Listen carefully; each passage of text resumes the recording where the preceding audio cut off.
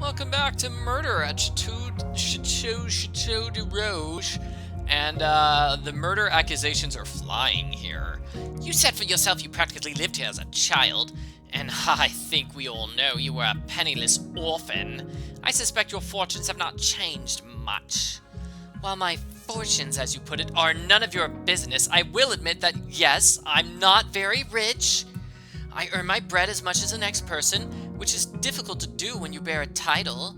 Everyone thinks if you have a title, you have money. In my case, that's never been true. I earn my money at the farmer's market selling strawberries. But what is it, Charlotta, that you're accusing me of? I'm not accusing you exactly, madame. But I did want to point out, if anybody here is benefiting from Helena's death, it stands to reason it would be you. I know Mr. Montague didn't believe in banks or wills exactly, but his money passed to Helena when he passed. Now she's gone, I imagine the fortune goes to the next living relative. You! You think I would kill my closest cousin, practically my sister, for her fortune? Your cousin who you haven't seen in 2 years? Well, I mean, they wrote letters. I presume they, did FaceTime with each other on their cell phones, right? It's not for me to say. I just simply wanted to point out you're the most likely suspect. You have the greatest motive.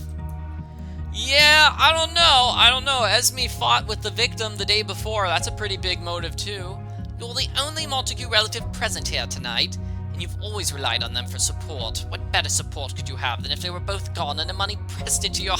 You are just a really terrible maid, aren't you? Gosh, you are getting fired. You know, as soon as Diana inherits the manor, she is firing you. Why, I... Lady Strawberry. As you have rendered the lady quite speechless, I'd like to take a moment to shift the focus a bit. As much as I agree with Charlotta, it does make sense for a close family member to have killed Helena. I don't think it's that simple. What do you propose, madame? As you all know, my caravan is currently camped quite close by. And as much as it pains me to admit it, for fear of casting any suspicion on myself, Diana was right. I was on the property last night. I stopped by to visit Helena.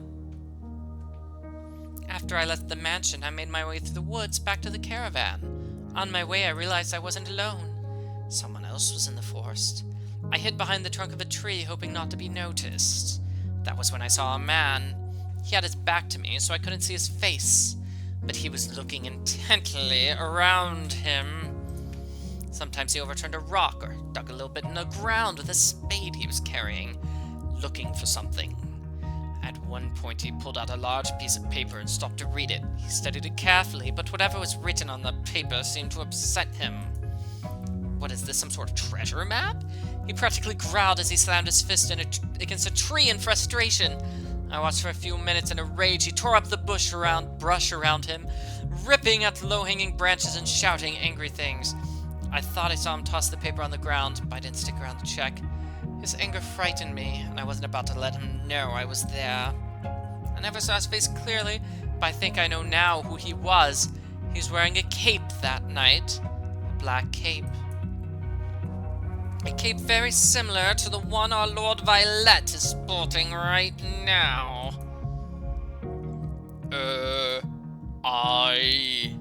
Well, you see... Just as I suspected, it was him. What were you doing out there? So close to the Montague property. In fact, I think you were on Montague property. Well, you see, I'm new to this neighborhood. I've been getting the lay of the land for the past several days. I feel as the lord of the manor, I must do all I can to scour every bit of the land and learn all its secrets. I do apologize, however, if I was encroaching on Montague land. I had no idea where my land ended and my neighbors began. But what were you doing? Yeah, seriously, that's the important question. You were overturning rocks and slamming your angry fist against tree trunks. I was lost. I was simply trying to figure out where I was by analyzing the moss on the trees. By punching it. That's how I do my sort of moss analysis. It's very complicated. You wouldn't understand. They say moss only grows on the north side of the tree, so I was trying to orient myself north, but you know what? What?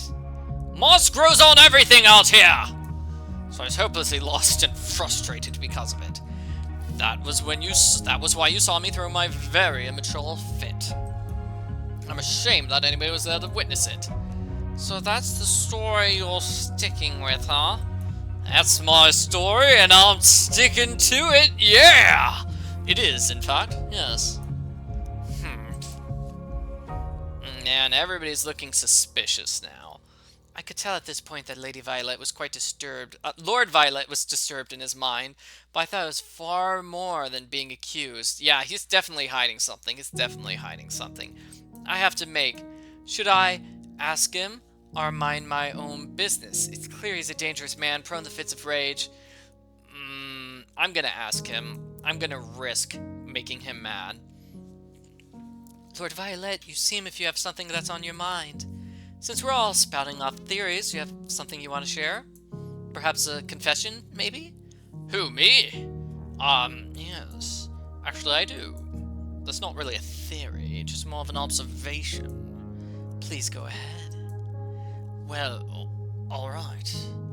I know that Madame Esme finds me to be suspicious because she's seen me nearby, but I live here in this neighborhood. I've taken up residence. Some could argue so is Madame Esme. But she's done so illegally, but squatting on her caravan on nearby fields. Excuse me? But gypsies have long been revered for their great power. Gypsies have long been revered for their great powers, and anybody with a single bit of sense in his head gladly welcomes gypsies wherever they go. To welcome a gypsy caravan onto your land brings good luck. That very well may be, but the point I'm making is this. Madame Esme has her own reasons for being on the nearby land. Lady Diana was invited here, as was Sir Dorian. I live right in this neighborhood, so I'm always nearby. But Charlotta, the Montague's maid, where's she from? Is she a live-in maid, or does she come and go? You speak of me, sir, as if I am not in the room. I do apologize. Looking very handsome as I do so. Miss Charlotta, do you live here in the mansion? I do indeed, sir, so you can see I also belong here. Oh yes, am I correct in assuming that you came here to work because you need the money? Well, that's hardly a polite question, sir. I'm afraid that you'll have to forgive my lack of propriety in this situation, but there's been a death in the house tonight. An unnatural death. And I'm determined, as I hope all of you are, to discover the truth. So if my questions verge on the rude, I must ask you to forgive me and do your best to answer, for I know we all want this matter cleared up. And quickly. Well then. Yes, I work here because I need the money. Most working individuals do, you know. We can't all be ladies and gentlemen. Why yes, of course, my dear. Since moving into the neighborhood, I must confess I did a bit of research about my neighbors. I like to know who I'm surrounding myself with. So I asked around those who lived in this big old house on top of the hill. I was told of the Montagues. This was before the demise of Lord Montague, but I was also told some of the servants that the Montagues have employed over the years. The most recent servant, surprisingly the only one, was a young Miss Charlotta. The locals didn't have much to say about her, but they told me enough. And what did they say, sir? They said she came from a desperately poor family. Things got worse when her father died a few years ago. Sir, I would prefer if you didn't dig into the painful parts of my past.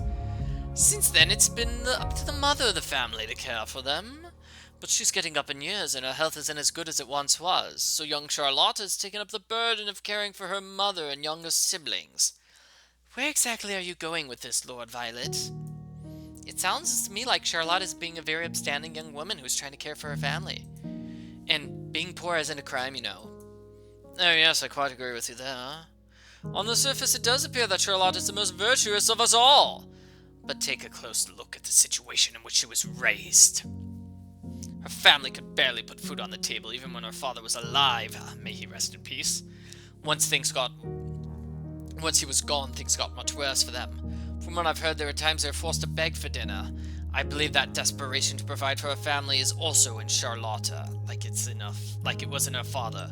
Who knows what lengths she would go to. All I'm saying is this: if I were a betting man, and I was to put money on the person most likely to commit a crime for money, I would put my money on the poorest person in the room. But I would get nothing from killing Lady Helena. I'm not so sure about that. As I've learned in my research of my neighbors, Lord Montague didn't believe in banks. He kept his money here in the house. With both the Montagues gone, Charlotta could easily have made off with the money. Oh yes, and of course, I would... Oh yes, and of course I'd kill Helena when she's surrounded by her friends. How stupid do you think I am? I must say, old chap, I have to agree with the maid in this situation. Your story seems a bit far-fetched.